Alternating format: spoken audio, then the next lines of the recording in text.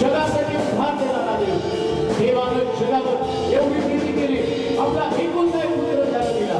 या दिलेल्या पुत्राच्या द्वारे प्रत्येक व्यक्तीसाठी सुटका आहे, प्रत्येक व्यक्तीसाठी सुटका आहे. जिथं तुम्ही आहात त्या ठिकाणामध्ये सुटका आहे. प्रिय बहीण, या क्षणाला ज्या यूट्यूबच्या माध्यमातून तू देवाचे वचन ऐकत आहे, तुझ्यासाठी आनंदाची बातमी. परमेश्वर तुझ्या शरीराला स्पर्श करून तुझा रक्ताचा झडा सुकवत आहे, तुला आरोग्य देत आहे. प्रभूचं गौरवी सामर्थ्य, त्याचं गौरवी आरोग्य तुझ्या शरीरामध्ये ज्यावेळेस वाहत आहे, स्वीकार प्रभूचं आरोग्य, स्वीकार प्रभूचं आरोग्य.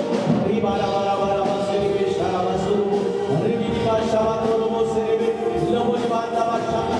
तो आपल्या आईवडिलांसाठी प्रार्थना करत आहे, जे हॉस्पिटलमध्ये आहे, परंतु देवाचा शब्द हॉस्पिटलमध्ये काम करत आहे आणि प्रभू त्यांना आरोग्य देत आहे. प्रभूचं गौरवी सामर्थ्य हो या ठिकाणात पाठवून हे गौरवी साक्ष जी तो आमच्यापर्यंत पोहोचवणार आहे आणि सांगणार आहे, तुझा देव किती शक्तिमान आहे, तुझा देव किती अद्भुत आहे. रे रे रे रे शारावा नावाचे रे शाखा प्रभू रे रे शाखा नावाचे रे. सर्व जोखड, सर्व बंधनं, ज्या बंधनानं तुझ्यामध्ये डिप्रेशन, निराशा, उदासीनता आणि चिंता ही तुला आपल्या लेकराची लागून राहिलेली आहे, आपल्या मुलाची, आपल्या मुलीची चिंता तुला लागून राहिलेली आहे. परंतु प्रभू सांगत आहे, मी तुझा देव आहे, मी तुझा प्रभू आहे, मी तुझा स्वामी आहे आणि मी तुझा देव, मी तुझा राजा, मी सर्व देवाहून श्रेष्ठ माझं नाव. माझं सांगून पण तुझ्या लेकरांपुढे चालली आणि तुला समजेल मच पडते कधी दुसरा देव नाही. हे रामा शाकरामा रे रे रे रे शामा देव जगातल्या प्रत्येक व्यक्तीमध्ये काम करत आहे, जगातल्या प्रत्येक व्यक्तीमध्ये अद्भुत अशा प्रकारचा देव, सर्वश्रेष्ठ अशा प्रकारचा देव. त्याच्यासारखा दुसरा कोणी नाही, त्याच्यासारखा दुसरा कोणी नाही. तुमच्या शरीरातलं आजारपण, व्याधीविकार, कमजोरी, शारीरिक दुर्बलता, अशक्तपण, डोक्यावरील चक्कर, मानेचं दुखणं, कमरेचं दुखणं, गुडघ्यांचं दुखणं, सगळे सगळे सगळे सगळे सगळे विकार आज रात्री नष्ट करत आहे. तुमच्या घरामध्ये असणारे सैतानाची बंधनं आज रात्री येशू या नावानं नष्ट केली जात आहे आणि तुमच्या घराला तो सुटका देत आहे. आभार मानतो, स्तुती करतो देवाची, स्तुती करतो देवाची, त्याच्या श्रेष्ठ नावाला धन्यवाद देतो. देव या दिवसामध्ये या ठिकाणात आपण प्रार्थना करत आहोत, परंतु इतकं अलौकिक काम प्रभू जगाच्या कानाकोपऱ्यामध्ये करत आहे. आम्हाला असं वाटतं की या प्रार्थना फक्त या भवनामध्ये चालू आहेत आणि इथे येणारे लोक या प्रार्थनेतले आशीर्वाद घेऊन जातात, पण असं नाही बरं का.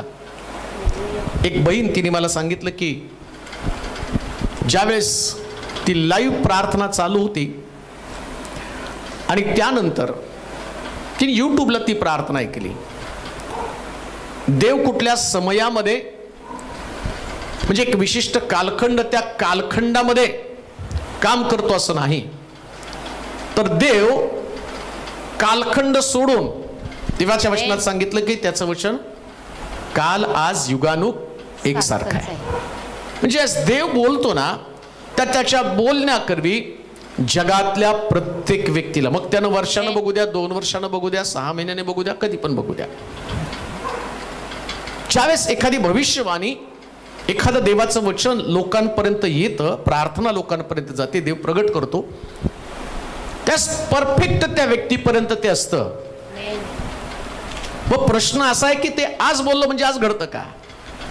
ती बाई ते म्हटले की लाईव्ह तुमचं चाललं होतं आणि मग मी यूट्यूबला बघितलं आणि तुम्ही असं म्हटला की देव तुझ्या शरीरातला सगळं आजारपण, ती म्हटले अनेक दिवस माझ्या शरीरात इतक्या वेदना, मला उठून पण बसता येत नव्हतं, परंतु जशी प्रार्थना चालू झाली आणि तुम्ही म्हटलं की देव तुम्हाला स्पर्श करत आहे, तर माझ्या शरीरामधनं काहीतरी बाहेर गेल्यासारखं मला जाणवलं आणि तिथंच देवाने मला आरोग्य दिलं. हे प्रभू करू शकतो, लक्षात ठेवा. मग ते आत्ता बोललं तर आत्ता घडतं असं नाही. ज्याच्यासाठी देव बोलतो त्याच्यासाठी तो करतो. त्याला म्हणून देव म्हटलेला आहे. कुणीतरी का सिस्टरनं फोन करून सांगितलं की त्या मुलीच्या पोटामध्ये 5% काहीतरी लेकरासाठी पाणी आहे आणि डॉक्टर म्हटले की फार सिरियस कंडिशन आहे, त्याचं अवघड आहे त्या जन्माला येणं. परंतु ते म्हटले की आमचा विश्वास त्या देवावर, ज्या देवाची तुम्ही प्रार्थना करता. आणि मग त्याच्यासाठी प्रार्थना केली आणि दुसऱ्या दिवशी तिचा फोन आला की लेकरू आई दोघं पण सुरक्षित आहे, प्रभूने त्याला सुरक्षित जन्माला घातलं. पहा, देव हा सर्वशक्तिमान देव आहे, जो कबरेमध्ये होता, कबरेतनं बाहेर आला आणि आता पित्याच्या उजवीकडे बसलेला. म्हणून आमच्याकडे आशा आहे. कोणती आशा? तो सगळं काही करण्यासाठी समर्थ आहे, सगळं. बरं का, असं समजू नका की तो एक विशिष्ट गोष्टीपुरता मर्यादित आहे. अमर्याद सामर्थ्य असलेला हा जगातला अद्भुत देव आहे. पण ज्यास देवाकडे तुम्ही येताना तर तुम्ही आशेनं प्रफुल्लित व्हायला पाहिजे. नाही, तो करणार आहे, तो करणार आहे. आणि लोकांना एवढी आशा निर्माण झाली की त्यांना असं वाटतं की 100% देव या गोष्टी करणार आहेत. हजार शेकडो फोन रोज येतात, शेकडो साक्षी कितीतरी घडल्या जातात आणि या साक्षीतनं देव उंचाविला जातो, देवाच्या नावाची महिमा होते.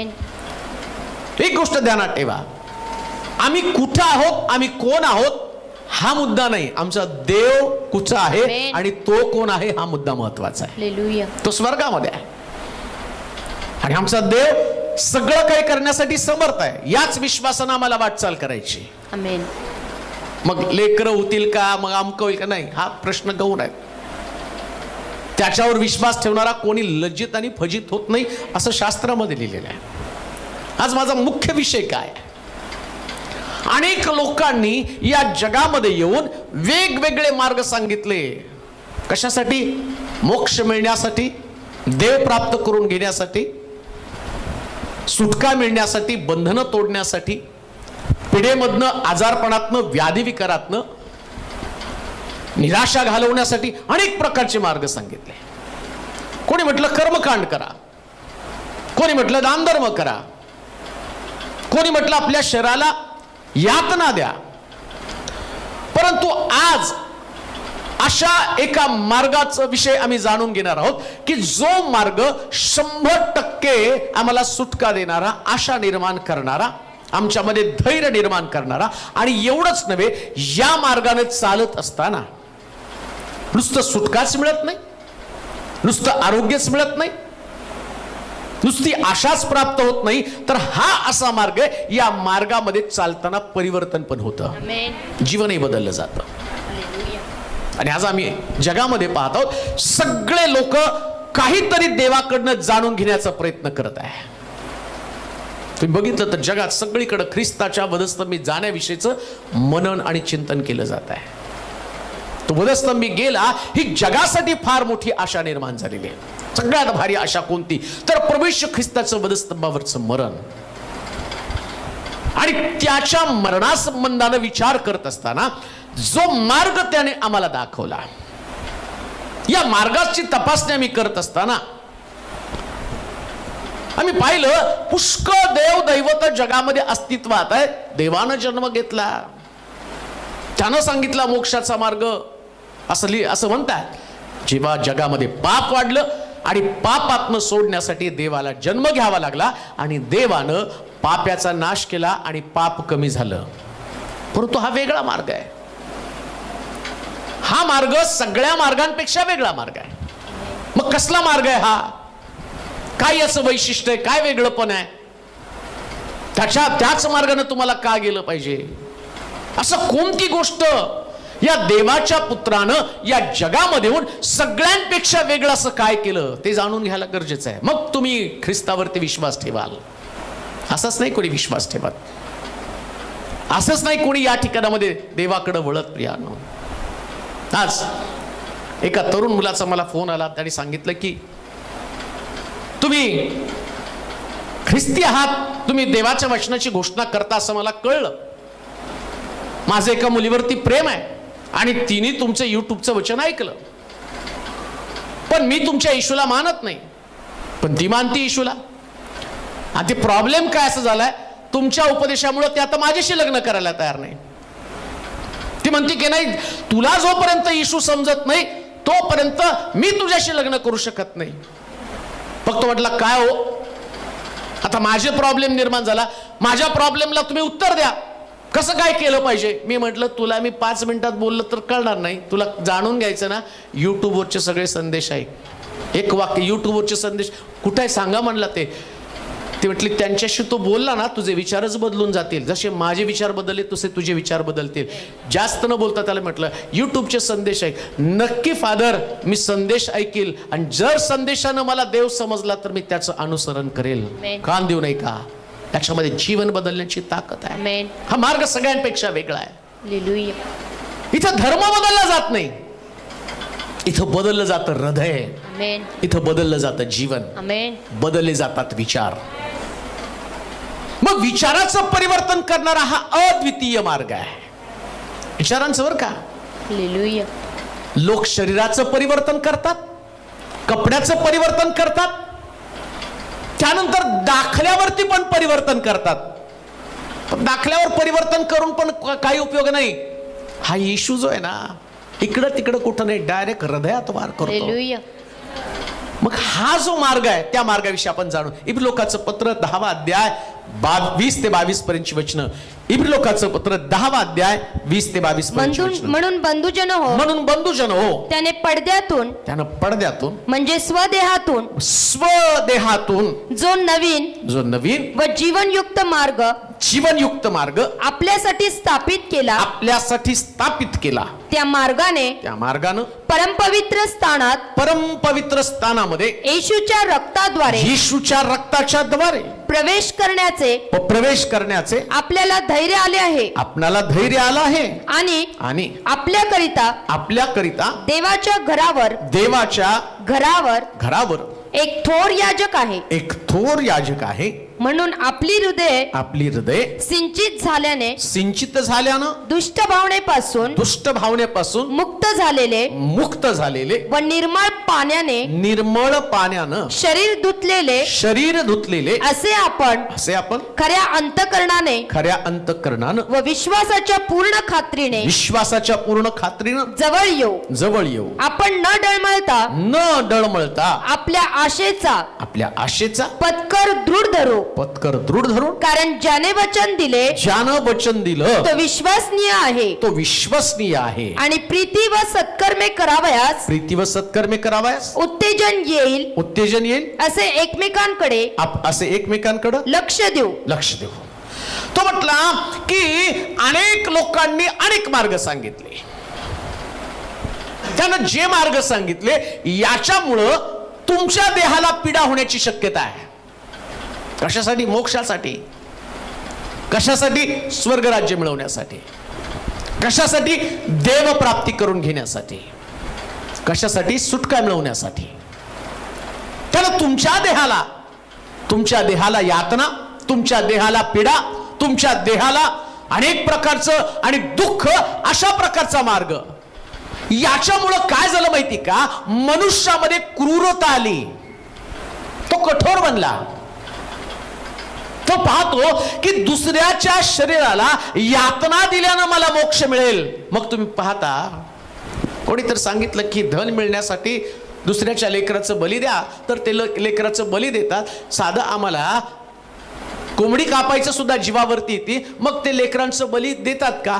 कारण जो मार्ग त्यांना दाखवला, हा मार्ग त्यांचं अंतःकरण कठोर करणारा मार्ग आहे. पण बायबल सांगतं येशूने जो मार्ग दाखवला, टायटलच काय? स्वदेहातून नवीन मार्ग. तुमच्या देहातला मार्ग नाही हा. तुमच्या देहाला पीडा दिल्यावर तुम्हाला देव सापडेल असं नाहीये. तुमच्या देहाला तुम्ही दुःख, यातना, वेदना, कष्ट दिलं म्हणजे तुमचा देह मोक्ष पावणार नाही.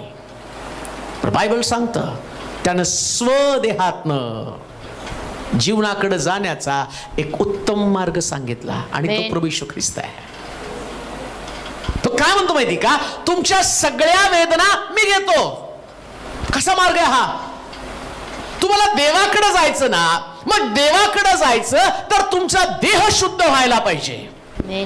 तुमचा देह शुद्ध व्हायला पाहिजे. पण त्याला माहिती आहे हा मानव जो आहे ना, याचा देह शुद्ध होऊ शकतच नाही. शुद्ध व्हायला पाहिजे तर त्याचे हात शुद्ध व्हायला पाहिजे, त्याचं डोकं शुद्ध व्हायला पाहिजे, त्याचं हृदय शुद्ध व्हायला पाहिजे, सगळं शरीर. आणि शुद्धीकरणाचा नियम काय, जिथं जिथं टोचाल तिथं शुद्ध होईल.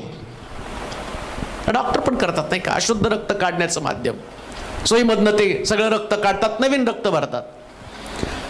आता येशूला वाटलं यांना कशाला यांच्या देहाला त्रास द्यायचा, माझ्याच देह. असं तो म्हटला, प्रभू हे देह जो आहे ना हा कोणा माझा देह समजू नकोस, असं लिहिलंय. तो तुमच्या आणि माझ्यासाठी पाप झाला. मग येशू ख्रिस्ताचा देह ज्या क्रुसावरती लटकवण्यासाठी नेण्याच्या अगोदर तो मार्ग दाखवत आहे. काय मार्ग? तुला जे शासन करायचं, मनोज तेलोर या व्यक्तीसाठी याला सुटका मिळायची, याला आणि याची बंधनं तोडायची, याच्या घरातले शाप काढायचे, याच्यामधलं पाप काढायचं, याला शुद्ध करायचं. मार्ग काय? तू माझ्या देहाला शासन कर, माझ्या देहाला दंड दे, त्याचे विचार चांगले बनायचे, माझ्या डोक्यात काट्याचा मुकुट घाल, त्याचे हात शुद्ध करायचे, माझ्या हातामध्ये खेळ ठोक.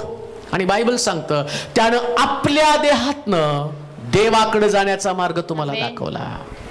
एवढा भारी देव कुणा सापडेल का, जिथं तुमच्या देहाला यातना देण्याची गरज नाही, जिथं तुमच्या देहाला पीडा देण्याची गरज नाही. त्यानं सगळ्या पीडा स्वतःवरती घेतल्या, सगळा दंड त्यानं स्वतःवरती घेतला. आणि पवित्र शास्त्र काय सांगतं, तो स्वदेहातून, वाचा बरं 20 वचन, म्हणून बंधुजन हो, बंधुजन हो, त्याने पडद्यातून म्हणजे स्वदेहातून.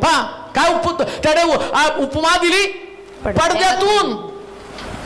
आम्ही पाहिलं मंदिराचा पडदा वरपासून खालपर्यंत फाटला, परंतु आम्ही त्याच्यावर विचार करतो, पडदा वरपासून खालपर्यंत फाटला आणि परमपवित्र स्थानामध्ये जाण्यासाठी मार्ग तयार झाला. पडदा फाटला नंतर, पण पहिले ख्रिस्ताचा देह फाटला. पडदा नंतर फाटला, परंतु सगळ्यात अगोदर पवित्र शास्त्र सांगतं इकडं ख्रिस्ताचा देह फाटला गेला. कशासाठी? देवाकडे जाण्यासाठी मार्ग तयार व्हावा. म्हणून एक लक्षात ठेवा, जो मार्ग त्यानं दाखवला हा मार्ग अद्वितीय मार्ग आहे. का? कारण या मार्गातनं जाण्यासाठी कोणाचा तरी देह फाडावा लागणार होता. जगामध्ये कुठल्या संतानं आतापर्यंत देह फाडला नाही, पण प्रभू येशू ख्रिस्तानं आपला देह फाडला. म्हणून त्याला असं म्हटलं हा जीवनाकडे जाण्याचा सर्वोत्तम मार्ग आहे. पवित्र शास्त्र काय सांगतं, पावाचावर ते वचन, म्हणून बंधुजन हो, त्याने पडद्यातून म्हणजे स्वदेहातून जो नवीन व जीवनयुक्त मार्ग. कुठला कसला मार्ग आहे? नवीन. आतापर्यंत सगळे जुने मार्ग होते. कोणते जुने मार्ग? कर्मकांड करा, अर्पण करा, कोखरा अर्पण करा, कोंबडी अर्पण करा, बकरा अर्पण करा. जुना मार्ग झाला. कुठेतरी जाऊन डुबकी मारून या, त्याच्यानं तुम्हाला मोक्ष मिळेल. यात्रा करा, अमक करा, तमक करा, परंतु कुठं सुद्धा खात्री नाही. परंतु येशू म्हटला, पौल सुद्धा त्या ठिकाणात सांगत आहे, इब्री लोकांच्या पत्रामध्ये, इब्री लोकांच्या मंडळीला तो सांगत आहे, त्याने एक नवीन मार्ग दाखवला. आज सकाळी त्या नवीन मार्गासंबंधाने मी तुम्हाला सांगत आहे, जर तुम्ही ख्रिस्ताच्या देहावरती विश्वास ठेवला तर या मार्गाने तुम्ही सुटकेच्या मार्गाकडे जात आहात. आता तुम्हाला सुटका मिळण्यासाठी दुसरं तिसरं काहीच करण्याची गरज नाही. हालेलुया. सुटका मिळण्यासाठी तुम्हाला वेगळा प्रयत्न, वेगळा अटेम्प्ट करण्याची गरज नाहीये. तो सगळ्यात सर्वोत्तम, द बेस्ट त्याने असणारा प्रयत्न केला. मग तुम्ही म्हणाल खरंच तो मार्ग आमच्यासाठी खुला झाला का? त्याचं उत्तर होय. का? कारण मंदिराचा पडदा खालवर पासून खालपर्यंत फाटला. देवानं कबूल केलं. इथून पुढे आतापर्यंत याजक दर्शन मंडपाकडे जात होते, रक्त शिंपडत होते, पण एकदा सुद्धा पडदा फाटला नाही. का नाही पडदा फाटला?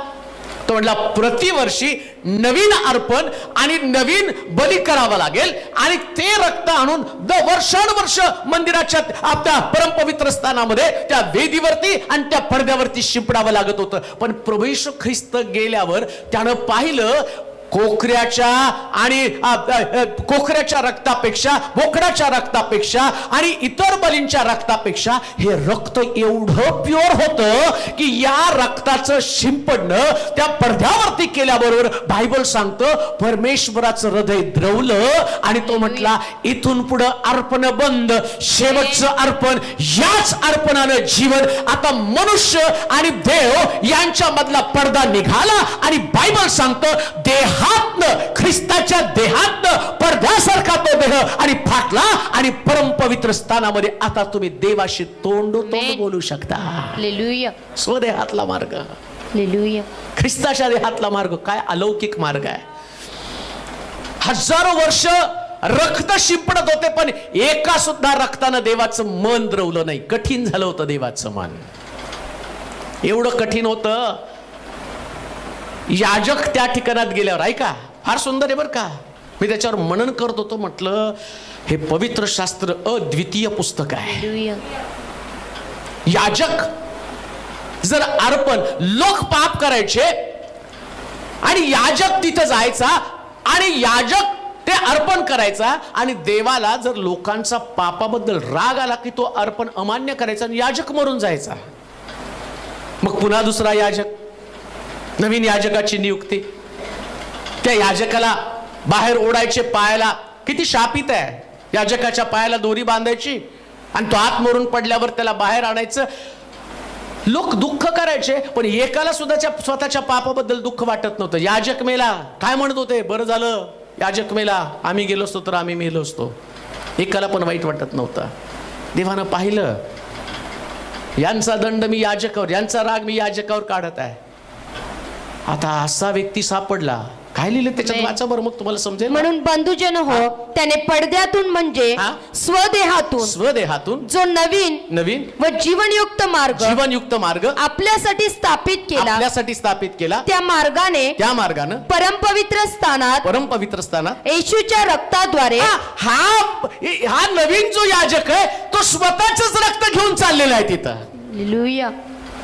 स्वतःच रक्त घेऊन चाललाय येशू ख्रिस्त स्वतःच. तो म्हटला आता शेवटचा याजक. आमेन. इथून पुढे याजक कधीच मरणार नाही. हालेलुया. जो काही दंड द्यायचा तुम्हाला दंड दे. तो रक्त घेऊन तिथं गेला, रक्त शिंपडलं, इकडं रक्त मान्य केल्यावर याजक परत येत होता. पण आता मात्र याजक मेला आणि देवानं कायमचा पडदा फाडून टाकला. का? तो म्हटला परत याजक मरणार नाही. एकानंच स्वदेहातनं रस्ता केला, याच रस्त्यानं तुम्ही आता येत जात राहा. पुन्हा कोणाला मरण्याची गरज नाही. का? एकाच्या मरणानं सगळे मरणाच्या बंधनातनं मुक्त झाले. एकाचा देह त्याला शासन झालं. म्हणून तुम्हाला आणि मला आशा आहे की आता आमच्या देहावरती कुठला रोग, कुठला व्याधी, कुठले आणि असणारे शाप राज्य करू शकणार नाही. का? कारण या देहातनं तयार झालेला रस्ता, हा रस्ता इथं तिथं कुठं थांबला नाही. हा इतका सुंदर हायवे झाला, त्याला कुठंच अडखळ नाही. तो स्वर्गापर्यंत पोहोचला. आता दुसरं कुठला मध्यस्थ नाही, आता दुसरं कुठलं वळण नाही. एकच स्ट्रेट जाणारा रस्ता, एकच सरळ रस्ता. हा कुठं वळण घ्यायचं नाही, कुठं थांबायचं नाही. कुठल्या पालकाला, कुठल्या याजकाला, कुठल्या संदेष्टाची गाठ तुम्हाला घ्यायची नाही. कारण हा रस्ता आणि डायरेक्ट रस्ता आहे. येशू म्हणतो माझ्याद्वारे तुम्हाला पित्याकडे जाता येईल. 100% तुम्ही देवाकडे पोहोचू शकता. आता तुम्हाला माझी गरज नाही, कारण ख्रिस्तानं त्याच्या देहातनं हा रस्ता तयार केला आणि त्याच्या देहातला हा रस्ता 100% सेक्युअर, सुरक्षित असा रस्ता आहे. इथं कुठल्याच प्रकारचा धोका नाही. कोणीच तुम्हाला फसवू शकत नाही. बाकीच्या रस्त्याने गेला की लोक तुम्हाला फसवणार आहेत. पैसे द्या मग तुमच्यासाठी प्रार्थना करतो, पैसे द्या मग तुमच्यासाठी तुमच्या घराला सुटका देतो. इथं काहीच करायचं नाही, फक्त येशूकडे यायचं आणि त्याच्या देहातनं प्रवेश करायचा. आता प्रवेश झाल्याचं ओळखायचं कसं? खाली वाचा बरं 20 वचन. स्वदेहातून जो नवीन व जीवनयुक्त मार्ग आपल्यासाठी स्थापित केला, त्या मार्गानं परमपवित्र स्थानात येशूच्या रक्ताद्वारे प्रवेश करण्याचं आपल्याला धैर्य आले आहे. या मार्गानं ख्रिस्ताच्या देहाच्या रस्त्यातनं जाताना आता तुम्हाला कुठल्या प्रकारची भीती नाही का हो? मेला तो, हालेलुया, पडदा फाटला, आमेन. मग तो काय म्हटलं माहिती का? या रस्त्यानं जाताना वैशिष्ट्य काय? आता तुमच्याकडे धैर्य आहे. काय धैर्य? किती पण मोठं पाप केलं परंतु ख्रिस्ताचं रक्त तुमच्यावरती घेतल्यावर आता त्या ठिकाणामध्ये जाताना तुम्हाला धैर्य, प्रभू माझ्या पापांची क्षमा करेल आणि पुन्हा माझ्या जीवनामध्ये एक नवीन आशा निर्माण करेल. म्हणून बायबल काय सांगतो माहिती का? आता अर्पण अमान्य होण्याची खात्री, अर्पण अमान्याविषयीच कुठलीच चिंता नाही. हालेलुया. पूर्वी चिंता करावी लागत होती, जर देवाने अर्पण अमान्य केलं तर. आणि याजक लोक बाहेर थांबायची वाट बघत, कधी येतो याजक, कधी येतो याजक. आता पापक्षमेसाठी तुम्हाला कुठल्या याजकावर डिपेंड राहण्याची गरज नाही. येते का लक्षात? हालेलुया. कुष्ठरोगी ज्यावेळेस येशू त्याला म्हटला जा तुम्ही बरे झालेले आहात, आणि काय म्हटलं माहिती का? जाऊन याजकाला, म्हणजे पूर्वी मार्ग कोण होता? याजक. याजकानं सांगितलं तर शुद्ध. पण येशू ख्रिस्तानं काय केलं माहिती का? आता मध्यस्थ नकोच. आमेन. काय करायचं? माझ्या देहातनं प्रवेश करा. आमेन. माझ्या देहातनं प्रवेश केला की तुम्हाला 100%. आमेन. म्हणून आम्ही पाहतो तिथं वधस्तंभावरचा चोर किती सुंदर आपण 4 दिवस शिकलो तिथं, नाही का? मी स्वतःच ते सांगत सांगत सांगत सांगत असं वाटलं की लोक काहीतरी त्यांच्या जीवनामध्ये चेंजेस, बदल होत गेले. 4 दिवस प्रभूने आपल्याला जे तिथं चालवलं त्या चर्चमध्ये, एक गोष्ट आम्हाला कळलं की ज्यावेळेस आम्ही याच्या मार्गामध्ये चालत असतो, आता 100% तिथं एक प्रकारची खात्री. कोणती खात्री? तर माझ्या देहातनं तुम्ही चालत राहा, माझ्या देहातनं तुम्ही चालत राहा, माझ्याकडे तुम्ही येत राहा. जर माझ्या देहातनं तुम्ही आला तर 100% तुम्हाला त्या ठिकाणामध्ये सुटका आहे. म्हणून तर चोर, त्याला खाली नाही जावं लागलं उतरून याजकाला सांगायला माझ्या पापक्षमेसाठी काय करायला पाहिजे. याच्या अगोदर याजक लोक सांगत होते अमक अमक करावं लागेल, परंतु चोरानं या स्वदेहाच्या रस्त्यातनं धैर्यानं प्रवेश केला. तो काय म्हटला? राजाधिकारणीशील तर माझी आठवण कर. एवढे लोक, एवढे शिष्य त्याच्याबरोबर चालत होते, एवढ्या लोकांनी संदेश ऐकलं. एकामध्ये डेअरिंग नव्हतं, मला तुझ्याबरोबर यायचं म्हणण्याची ताकद कोणामध्ये नव्हती. पण चोर म्हणतो राजाधिकारण येशील तर माझी आठवण कर. या स्वदेहातनं त्यानं काय उत्तर दिलं त्याला? विश्वास ठेव, ज्या आता आज तू माझ्या बरोबर सुखलोकात असेल. हा या देहातनं, येशूच्या देहातनं तुम्ही गेला 100% सुखलोकामध्ये असणार. करायचं काय? किती सोपं मार्ग आहे, फक्त पश्चाताप करायचा. हो, हालेलुया. चोरानं पश्चाताप केला. कसा पश्चाताप केला? आपल्याला झालेलं शासन यथाने आहे, इतकं सोपं आहे. हा दुसरा चोर करू शकला नाही, तुझी पण सुटका कर. याला सुटका पाहिजे. यानं शासन, जी शिक्षा मिळाली त्या शिक्षेचा आदर केला. का? कारण त्याला माहिती आहे अरे इथून सुटलो तरी मी तेच करणार आहे, पुन्हा जेलमध्ये येणार आहे. चोराला माहिती मी परत खाली गेलो तर आता मला कुठली नोकरी लागणार आहे, मला चोऱ्याच कराव्या लागणार आहे, मग मी परत पकडला जाणार आहे. पण याला इतकी सवय झाली होती, या पहिल्या चोराला जेल आणि चोरी याचा त्याचा घनिष्ठ संबंध पडला होता. तो म्हटला तुझी सुटका कर, माझी पण सुटका कर. दुसरा चोर म्हटला नाही, परत येऊन चोऱ्या खाली जायचं, चोऱ्या करायच्या, त्याच्यापेक्षा हा जो आहे ना डेअरिंग करून बघू, तुझ्या बरोबर मी स्वर्गात येऊ का? हालेलुया. येशूनं दोघांचं संभाषण ऐकलं. दुसऱ्याच्या संभाषणामध्ये त्यानं पाहिलं अरे आपल्याला झालेली शिक्षा योग्य आहे, हा तर निर्दोष आहे, हा निष्कलंक आहे. एवढंच बोलायचं आहे. आमेन. प्रभू तुझं रक्त निर्दोष आहे, तुझ्यामध्ये कुठला दोष नाही, दोष आहे तो माझ्यामध्ये आहे. आमेन. पण तुझ्या रक्तानं माझा सगळा दोष धुवून काढ. हालेलुया. एवढं एक वाक्य बोलल्याबरोबर या स्वदेहातनं जाण्यासाठी तुम्हाला धैर्य आहे. आणि धैर्य तरी कुठं हो? डायरेक्ट देवाच्या जवळ जाता. आणि तिथं प्रभू तुम्हाला काय म्हणतो? आज तू माझ्यावर सुखलोकात असशील. काय अद्भुत आहे. आजपर्यंत एवढे मार्ग समजावून सांगितले लोकांनी, पण एक पण मार्ग तुम्हाला सांगत नाही की 100% स्वर्गात जाल. समजातात. कोणते सांगितलं जाऊन अमक्या अमक्या नदीत डुबकी मारा, डुबकी मारली, मग आले ते, मग ते म्हटले मोक्ष मिळालं. तरी पिंडदान करावं लागतं. तरी श्राद्ध घालावं लागतं. कशासाठी? मोक्ष मिळेल. म्हणजे 100% मार्ग आहे का? वर्षाच्या वर्षाला त्यांना ते पित्र जेवायला घालावेला. पित्र म्हणजे ते मेलेले, त्यांना जेवायला घालायला पाहिजे का? ते फिरत आहे, अतृप्त आहेत. इथं ना पित्र ना काय. हालेलुया. येशूवर विश्वास ठेवला, कबरेत गेला, तिथनं अभिवचन या देहातनं तू पित्याकडे जाऊ शकतो. इतका सहज सोपा साधा मार्ग. ख्रिस्तावरती विश्वास ठेवला, पाप क्षमा मिळाली, तो म्हणतो धैर्यानं आता तुमच्या डेअरिंग आहे. आमेन. म्हणून आता कुणाला भेटलं तर म्हणू नका काय माहित मी स्वर्गात जातो का नाही. काय होतं माहित नाही नेमकं. तू प्रयत्न केला तर जाणार नाही, पण ख्रिस्ताच्या देहातनं गेला तर 100% पोहोचणार. का तर जाता जाता बदलतो. म्हणून तिथं खाली लिहिले फार सुंदर. खाली वाचा बरं 22 वचन. आणि म्हणून आपली हृदय सिंचित झाल्याने दुष्ट भावनेपासून मुक्त झालेले व निर्मळ पाण्यानं शरीर धुतलेले. आता या रस्त्याचं वैशिष्ट्य काय माहिती का? तुम्ही चर्च मध्ये आला, तिथं वाटेत तुम्हाला कोणतरी बसलेलं दिसतं खुर्ची टाकून. कशासाठी? फुसफुस. तुमच्यामुळे बाकीच्यांना त्रास नको व्हायला, आहे की नाही? तुम्ही पण चांगले आहात, पण समजा तुमच्यात कोरोनाचे बसले जंतू जाऊन हातावरती, मग त्याला फुसफुस करावं लागतं. तसं या स्वदेहातनं जाताना कोणी असंच नाही जाऊ शकत. मग त्याला पण फुसफुस करावं लागतं. मग तो मार्ग काय? तो म्हणतो तुम्ही तुमची हृदय सिंचित झाल्यानं, काय म्हटलं पुढं? दुष्ट भावनेपासून मुक्त झालेले व निर्मळ पाण्याने. आता तिथं निर्मळ पाणी कुठं? येशूच्या देहातनं जाताना तिथं निर्मळ पाणी आहे.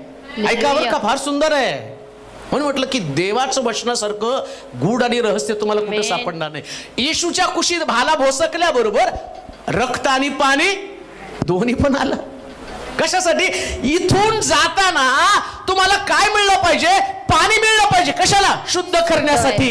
आमेन.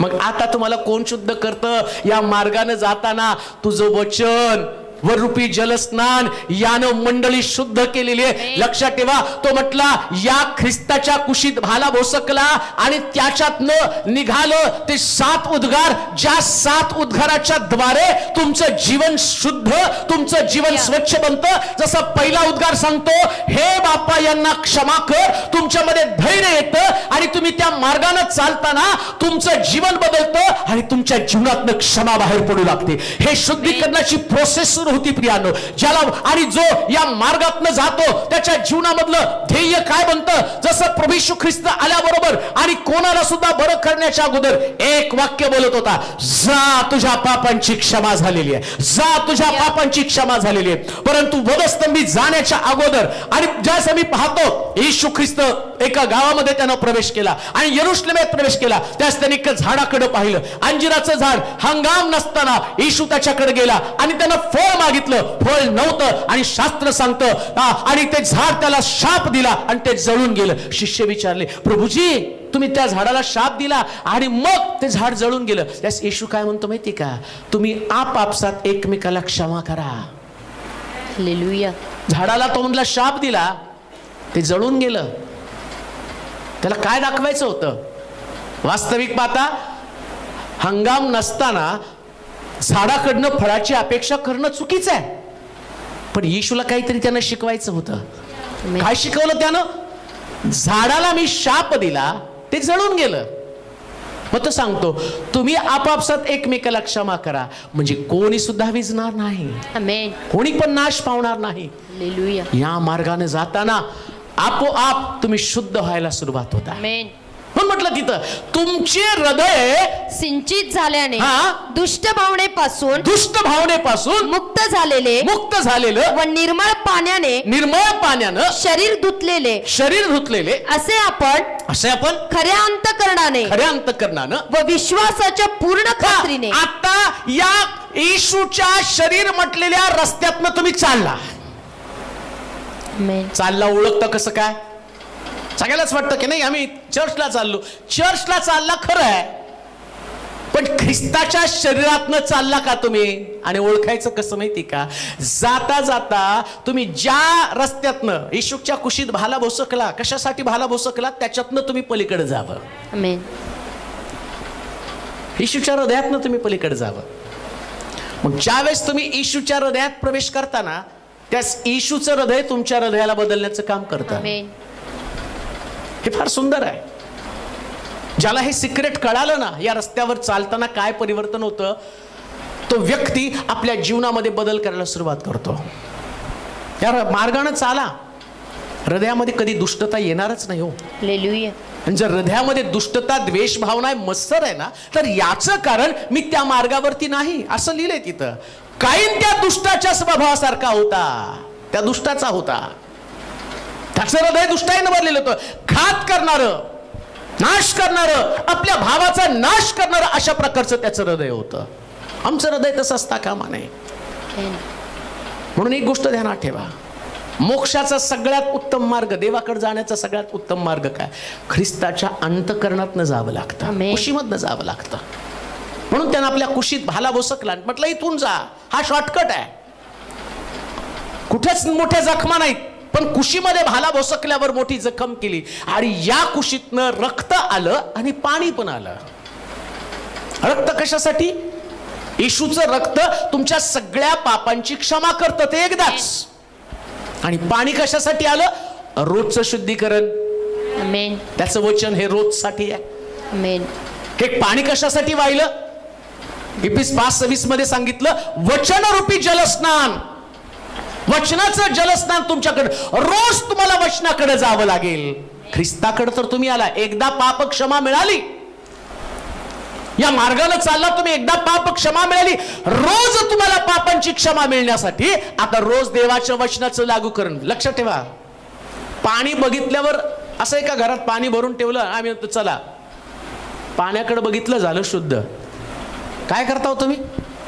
फसफस फसफस तोंडावर मारता, म्हणजे त्याला अप्लाय करता.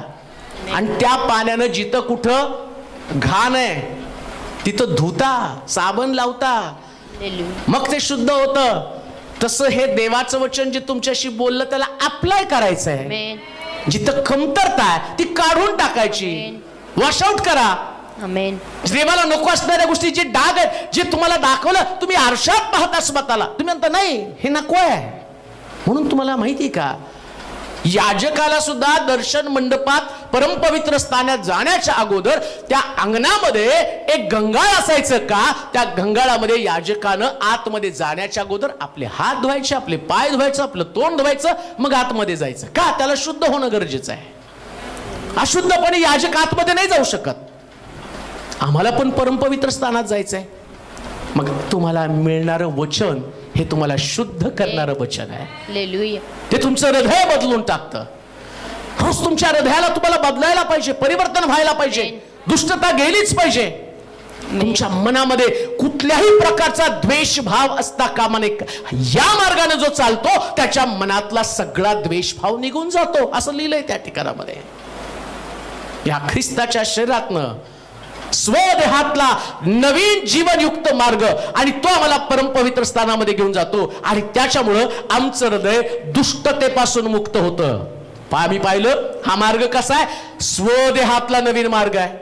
दुसरी गोष्ट आम्ही पाहिलं, या मार्गाने चालताना आम्हाला धैर्य. काय धैर्य आहे? माझ्या पापांची क्षमा झाली. आता धैर्यामुळं आम्ही अजून पुढे गेलो तर आमचं हृदय दुष्टतेपासून मुक्त. म्हणजे लक्षात घ्या, दुष्टता हृदयात घेऊन तुम्ही पुढे जाऊ शकत नाही. म्हणजे तुम्ही कुठेतरी थांबलेला आहात, कुठेतरी तुम्ही स्टॉप घेतलेला आहे. स्टॉप घेऊ नका, आणखीन पुढे तुम्हाला जायचंय. आता तुमचं हृदय दुष्टतेपासून, आणि तुमचं त्या मार्गाने जाताना तुमच्या हृदयाची शुद्धता झाली, मनातली सगळी मलिनता निघून गेली, द्वेष, मत्सर, राग सगळं काही निघून गेलं. हा परिवर्तनाचा रस्ता आहे. म्हणून हा अद्भुत मार्ग आहे. आणि तो ख्रिस्ताच्या देहातनं जाणारा, एकदा ख्रिस्त समजला की परिवर्तन अटळ आहे. ख्रिस्त समजायला पाहिजे. हालेलुया. ज्यांचं परिवर्तन होत नाही त्याचं त्यांना ख्रिस्त समजलेला नाहीये. बायबल समजलं पण ख्रिस्त नाही समजला. बायबल समजणं खूप सोपं आहे, वाचलं की समजतं, पण ख्रिस्त समजला की परिवर्तन होतं. आमेन. लक्षात ठेवा, बायबल जाणून घेण्याच्या अगोदर ख्रिस्ताला जाणून घ्या. काय आहे तो, आला कशासाठी, मला कसं त्या मार्गाने जायचंय. आणि मग आम्ही पाहतो 22व्या वचनामध्ये शेवटची गोष्ट, म्हणून आपली हृदये सिंचित झाल्याने दुष्ट भावनेपासून मुक्त झालेले व निर्मळ पाण्यानं शरीर धुतलेलं असे आपण खऱ्या अंतकरणाने व विश्वासाच्या पूर्ण खात्रीने. आता या स्वदेहातनं जाणारा रस्ता, हे सगळे लोक आज येशू ख्रिस्ताच्या वधस्तंभी जाण्याचं चिंतन करत आहे, परंतु मुख्य भाग ते विसरून गेलेले आहेत, नाही का. सगळं ते विचार करतात, उपवास धरायला पाहिजे, अमकं करायला पाहिजे, तमकं करायला पाहिजे, 40 दिवस चर्च असायला पाहिजे. बघा रविवारी गर्दी नसते, पण त्या 40 दिवसात गर्दी असते. हो, बघितली आम्ही, फुल गर्दी. इतर रविवारी जाऊन बघा, नसतात तिथं, कारण त्यांना नाही. मी मगाशी बोलताना कुणाशी तरी बोललो, म्हटलं त्यांना तो वधस्तंभावरचा ख्रिस्त एवढा आवडतो, ते म्हणतात इतर दिवशी नका, आम्ही सुखात तर नाही दुःखात तर येशूच्या बरोबर असावं. त्याचं दुःख, जो दुःख भोगलाच नाही पण त्याच्या बरोबर ते जातात. पण इथं परिवर्तन किती महत्वाचं आहे ते मी तुम्हाला सांगत आहे. जर ख्रिस्ताच्या देहातनं तुम्ही रस्ता तयार केला, येशूनं तर रस्ता तयार करून दिला, तुम्हाला जायचं आहे. आता तुम्ही जाता जाता वैशिष्ट्य काय, ज्यावेळेस तुम्ही ख्रिस्ताच्या देहातनं जाताना तुम्ही आपोआप निर्मळ होत चाललेला आहात. आता एकदा निर्मळ झाला की तुमच्यात विश्वास निर्माण होतो, काय आता देव माझं ऐकेल. तो म्हटला नाही का, ऐकू येत नाहीत का माझा कान, देता येत नाहीत का माझा हात, पण तुमची पातकं आडभिंतीप्रमाणे तुमच्यामध्ये आणि माझ्यामध्ये, पण तुम्ही त्या ख्रिस्ताच्या देहातनं चालला आणि ख्रिस्ताच्या हृदयातनं चालला, एक एक तुमचं पाप निघून गेलं आणि आता तुम्ही ते अप्लाय करत गेला वचन, त्याच्यामुळं तुमच्या डेअरिंग तर आलं, आता विश्वास पण आला. काय विश्वास आला, येशू माझ्या प्रश्नाचं उत्तर देणार आहे. मग तो म्हटलं नाही का, माझ्या नावानं, कुणाच्या नावानं, येशूच्या नावानं. तुम्ही सोलापूर पुणे एक्सप्रेस हायवेला जाता, तिथं टोल भरता. मला किती दिवस तर ते माहीत पण नव्हतं. टोलवर एक पावती येते, त्या पावतीत असं लिहिलंय, ज्याला माहित नसेल तर माहिती करून घ्या. मग त्या पावतीमध्ये लिहिलं, तुमची गाडी पंक्चर झाली तर अमक्या अमक्या क्रमांकाला फोन करा, तुम्ही टोल भरला असेल तर. मग तो मनुष्य येईल आणि मग तुम्हाला मदत करतील, तुमच्या गाडीचं पंक्चर काढेल. तुमचं पेट्रोल संपलं, त्या नंबरला फोन करा, ते पेट्रोल घेऊन येऊन तुम्हाला देतील. का तर तुम्ही त्या रस्त्यानं चाललेला, ते सगळ्या फॅसिलिटी तुम्हाला मिळणार आहे. मग गाडी चालवणार ते एक्सप्रेस हायवेला एवढ्या निवांत चालवत असतो ना, त्याला प्रश्न काहीच नसतो, त्याला माहिती आहे पंक्चर झाली तरी येणारच आहे. हीच गोष्ट आहे, या देहातनं जास्त तुम्ही जाल, तुमच्यामध्ये विश्वास. टोल भरलेला आहे, किंमत चुकवलेली आहे. हा टोल तुम्हाला नाही भरायचा, येशूने ऑलरेडी भरून ठेवला, फक्त तुम्हाला जायचंय तिथं. तुम्हाला फक्त त्या मार्गाने जायचंय. आणि मार्गाने जाताना आता कॉन्फिडन्स काय, जिथं माझं अडेल तिथं ख्रिस्त मला सुटका देईल. जिथं जिथं माझी गरज होईल तिथं प्रभू येशू ख्रिस्त माझ्या गरजांची पूर्तता करेल. म्हणून या मार्गाने तुम्ही गेला ना, मग तुमच्यामध्ये एक विश्वास आहे, कॉन्फिडंट आहे. काय तो म्हटला, युगाच्या समाप्तीपर्यंत मी तुझ्या बरोबर आहे. युगाच्या समाप्तीपर्यंत. हो हालेलुया. तुम्ही उद्याचा विचार करता, आजचा विचार करता, या घडीचा विचार करता, पण तो तर म्हटला मी युगाच्या समाप्तीपर्यंत या मार्गाने तुम्ही गेलात 100%. हा विश्वास त्या ठिकाणामध्ये सांगितलं. एकदा शुद्धीकरण झालं, मग या मार्गाने चालताना काळजीच करायची नाही. आजारी पडला तर तो म्हणतो मी तुझा डॉक्टर आहे. हालेलुया. तुम्ही भुकेला आहे तर त्या शिष्याने त्याने सांगून ठेवलं, बसून टीचिंग त्यांना दिलं. तुम्ही स्वर्गामध्ये आल्यावर मी तुमच्या पाठीवरती थाप मारेल, मी भुकेला होतो त्यास तुम्हाला अन्न दिलं. प्रभूजी कधी दिलं? अरे लहानातल्या लहान एकाला दिलं तर तुम्हाला तरतूद करून ठेवली, प्रोव्हिजन सगळ्याला नेमून ठेवले. एलियाला कसा कावळा, विधवेचं घर, तसं देवानं तुमची प्रोव्हिजन कुठंतरी करून ठेवली. म्हणून कोणत्याच गोष्टीची चिंता करायची नाही. माझं कसं होईल, मी ज्या मार्गाने चालू त्या मार्गामध्ये 100% माझ्यासाठी प्रोव्हिजन आहे. 100%. आमेन. जन्मलेल्या दिवसापासून तर मरणाच्या दिवसापर्यंत हा मार्ग तुम्हाला 100% जे जे लागतं. म्हणून तो म्हटला माझ्या नावानं. माझ्या नावानं म्हणजे टोल भरलाय ना. हालेलुया. माझ्या नावानं पित्याकडं जे काही टोल भरलाय तुम्ही. हालेलुया. टोल भरला म्हणजे तुमच्या वतीनं किंमत येशूनं चुकवली. आमेन. पहा त्या टोलचं पण फार वैशिष्ट्य आहे. आम्ही गेलो तर पैसे फाडतेत आणि सरकारी अधिकारी गेला की त्यांनी सुद्धा दाखवलं मी गव्हर्नमेंट सर्वंट, जाओ तुम जाओ. बायबल काय सांगतो, तुम्ही तर निवडलेला वंश, राजकीय याजकगण, राजपत्रित अधिकारी. या टोलचं वैशिष्ट्य काय, तुम्ही जर ख्रिस्ताला स्वीकारलं नाही तर तुम्हाला जागोजागी अडवतील आणि किंमत भरावी लागेल. पण येशूला स्वीकारला असेल तर तुम्हाला त्या रस्त्यावर फुकट जाता येईल. म्हणून हा जो मार्ग आहे याच मार्गाने जायचं, बिना टोल भरता. आणि बिना टोल भरता सगळ्या सुविधा फुकट. हालेलुया. मग विश्वास आहे. काय विश्वास आहे, देव माझ्या गरजा पूर्ण करणार. मी भुकेला आहे त्यास मला अन्न देईल, मी माझ्याकडे वस्त्राची गरज देतो, सांगतो काळजी करू. आता या मार्गाने जाताना तुम्ही बघितलं ना मत्त्याच्या शुभवर्तमानामध्ये, तर सगळ्या गोष्टी इतक्या सुंदर या मार्गातलं सगळं त्यांनी समजावून सांगितलं. तो आकाशातल्या पाखरांकडे पहा, पेरीत नाही कातीत नाही, काळजी करू नका, त्यांना जर मी देतो तर तुम्हाला किती विशेष प्रकारे देणार. रानातल्या गवताकडे पहा, आणि शलमोनापेक्षा भारी वस्त्र मी त्यांना दिलेली. या मार्गाने जाताना देवाचं अभिवचन काय, best best best best best best best, सगळ्यात भारी तुम्हाला. का, हा जीवनयुक्त मार्ग आहे. या मार्गाने चालत राहा आणि विश्वासाने जगत राहा. कॉन्फिडंटली म्हणा, माझा प्रभू आहे, माझा येशू आहे, तो माझ्या गरजा पूर्ण करणार आहे, गौरवानं पूर्ण करणार आहे. कोणती कमतरता माझ्यामध्ये राहणार नाही. सगळ्या गोष्टींची पूर्तता करण्याचं सामर्थ्य त्याच्यामध्ये आहे. म्हणून पवित्र शास्त्र काय सांगतं, 22व्या वचनामध्ये म्हणतो, दोनच वचन किती गूढ अर्थानं भरलेलं आहे. हालेलुया. काय सुंदर देवाचं वचन, की ज्या वचनामध्ये आमच्या अंतःकरणाचं जे सिंचितपण आहे, आमच्या अंतःकरणातली जी मर्यादा आहे, आणि ती मर्यादा बाहेर काढली जाते. काय म्हटलं शेवटी वाचा, म्हणून आपली हृदय सिंचित झाल्यानं दुष्ट भावनेपासून मुक्त झालेले व निर्मळ पाण्यानं शरीर धुतलेले असे आपण खऱ्या अंतःकरणाने व विश्वासाच्या पूर्ण खात्रीने. आता अंतःकरण कसं झालं खरं, म्हणजे याच्या आधी अंतःकरण कसं होतं, बोला की खोट. या मार्गाने चालल्यावर अंतःकरण सगळं खोटं वरवर दाखवतेत नाही का, सगळं वरून असतं. आतमध्ये सगळं शंका कुशंका. पेत्र म्हटलं ना, वरून दाखवलं त्यानं. कसं दाखवलं, आणि मी तुझ्यावर मरायला तयार आहे. येशू म्हटलं, कोंबडा हरवण्यापूर्वी 3दा तू नाकारशील, तुझी ओरिजिनॅलिटी आहे.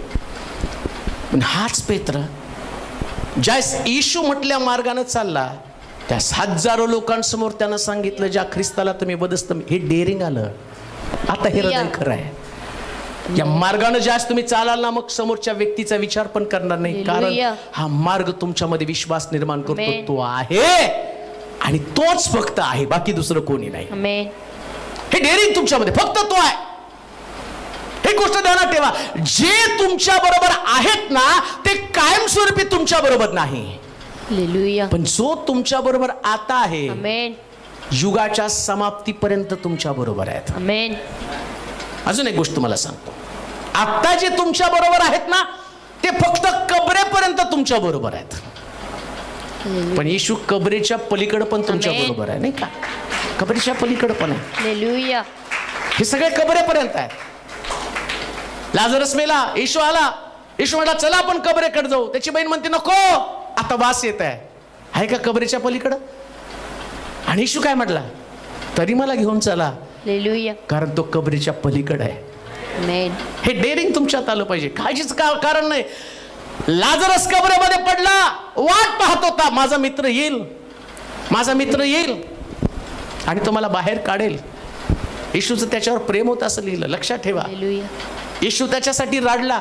लक्षात ठेवा, रडण्यामध्ये पण फरक आहे. पुष्कळ लोक रडले निघून गेले, पण येशू रडला आणि त्याला बाहेर काढला.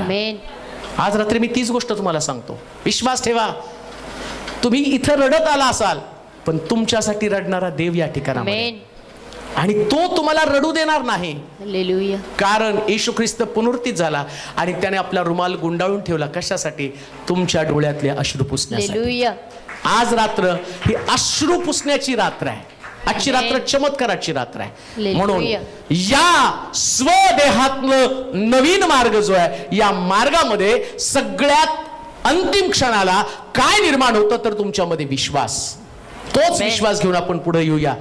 प्रार्थना पण करणार आहोत त्याच विश्वासाच्या द्वारे. आणि आमचं खात्री आहे, आमचा भरोसा आहे, जिथं आम्ही आहोत. परत मी तुम्हाला सांगतो, तुम्ही इथे चर्चमध्ये आहात म्हणून देव तुमचं ऐकतो असं नाही. काही लोक मला फेसबुकवरून, युट्यूबवरून, इकडून तिकडून सगळीकडनं ऐकत आहेत.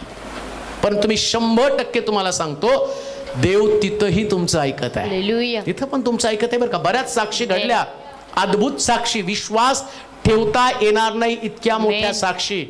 कोणीतरी मला सांगितलं की तुम्ही त्या दिवशी बोलला देव तुला लेकरू देत आहे, पोटावरती हात ठेवला, आणि दुसऱ्या वर्षी माझ्याकडे लेकरू होतं. ही गोष्ट अनुभवली, ही गोष्ट अनुभवली, ही गोष्ट अनुभवली.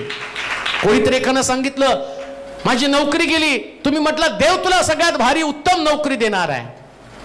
आणि पास्टर मला देवानं अशी नोकरी दिली ज्याच्यामध्ये पगार जास्त होता आणि मला चर्चला पण जाता येईल, एवढी सुंदर देवानं नोकरी दिली. काय देवाचे चमत्कार आहेत तिथं. कालच एका बहिणीनं सांगितलं, रडत होती सतत 1 आठवडाभर, माझा नवरा दुसऱ्या स्त्रीच्या मागे लागला आणि तो मला सोडून गेला. आणि तो म्हटला तुझं माझा काही संबंध नाही. आता ती म्हटली माझी आशा संपली. त्यानंतर परत मला फोन करून सांगितलं पाळक साहेब मी तुला नेणारच नाही.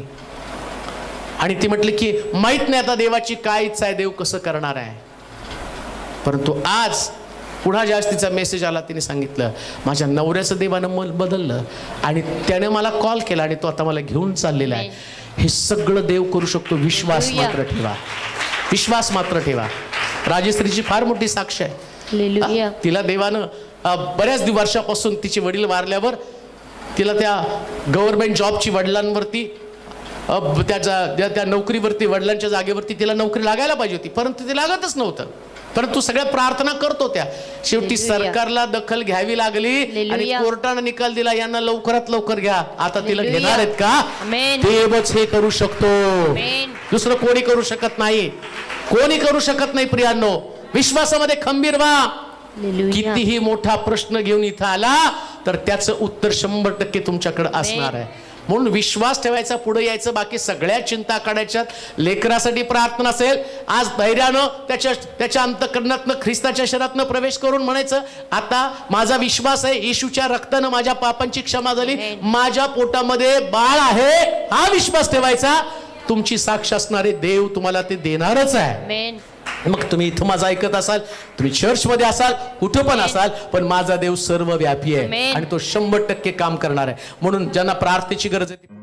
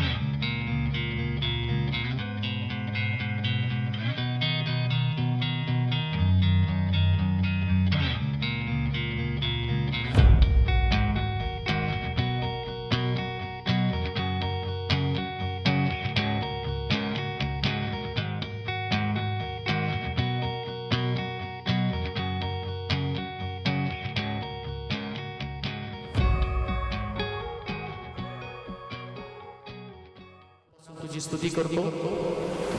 आज रात्री तुमच्या प्रार्थना ऐकत आहे. जे लोक आमच्यापासून लांब आहे परंतु तुझ्या जवळ आहेत, अनुजा देशमुख यांच्यासाठी मागत आहोत. सैतानाची सर्व जोखड, विकाराचा आत्मा त्यांच्यातनं निघून जावा आणि त्यांना पूर्ण आरोग्य मिळावं असं होते. संजू संसारे, त्याचप्रमाणे शम्मा संसारे यांना देखील आरोग्याची गरज आहे. तुझा शब्द पाठव. आभार मानतो. गत दिवसामध्ये अतिशय कठीण अवस्थेमधनं संजू संसारी यांना तू बाहेर काढलेला आहे. आता देखील त्यांना तू पूर्ण आरोग्य देऊन चालव. एंडगिरी सिस्टरना देखील तुझ्या घरामध्ये आरोग्य देऊन घेऊन ये प्रभूजी. बाबू चलबादी जे काही मनावरती परिणाम झालेले मेंदूचं नियंत्रण कर आणि त्यांना देखील आरोग्य दे. सिमरन यांच्यासाठी प्रार्थना करत आहोत. जी काही त्यांची व्हिसा इंटरव्ह्यू आहे ती व्यवस्थित व्हावी आणि लवकरात लवकर त्यांना त्या ठिकाणामध्ये जॉब मिळावा असं होऊ दे. सिमरन त्या जे काही कॉलेज फी आहे, शॉपचं ओपनिंग आहे, सगळा आर्थिक पुरवठा कर. त्यांच्या भावाचं लग्न, आईला आरोग्य, या सगळ्या गोष्टींचं त्यांच्या जीवनामध्ये लागूकरण होऊ दे प्रभूजी. सुशीला वाघमारे त्यांचं जे सोनं त्यांना परत मिळू दे. सुजित लोखंडे त्यांना जॉबची गरज आहे. माया लोखंडे यांना मणक्याच्या विकारापासून सुटका दे. जया गायकवाड यांच्यासाठी प्रार्थना करतो की त्यांना लेकरू देऊन आशीर्वादित कर प्रभूजी. अनिकेत गायकवाड यांच्यासाठी मागत आहोत, त्यांना चांगल्या जॉबची गरज आहे. अंकितच्या आजीलाही स्पर्श कर, त्यांनाही आरोग्य दे. कविता पाटकर त्यांचं संपूर्ण कुटुंब, मुलगा, सून यांना नोकरी दे. त्याचप्रमाणे कर्जातनं त्यांची सुटका कर. राधाबाई आहिरे 40 गाव या ठिकाणामध्ये, त्यांना देखील तू आरोग्य दे. विद्या राजगिरे यांच्यासाठी मागत आहोत, त्यांना तू आरोग्य दे. आणि राजश्री लवकरात लवकर वडिलांच्या जागी अनुकंपावरती तिची नियुक्ती व्हावी. आमचा विश्वास आहे सरकारसाठी तू जे काही त्यांच्या मनामध्ये काम केलं, गव्हर्नमेंटला देखील या गोष्टी करण्यासाठी तू भाग पाडल्या आणि तिचा नंबर त्यात असणार आहे हे आम्ही जाहीर करत आहोत प्रभूजी. जे लोक कनेक्टेड आहेत युट्यूबच्या, फेसबुकच्या माध्यमातून, गुगल मीटच्या माध्यमातून, त्यांच्याही सगळे प्रश्न समस्या सुटल्या जाऊ दे. अनेक साक्षी तू घडव. तुला गौरव दे, तुझी स्तुती करत येशूच्या नावात ही प्रार्थना विनवणी केली म्हणून तो ऐक. आमेन.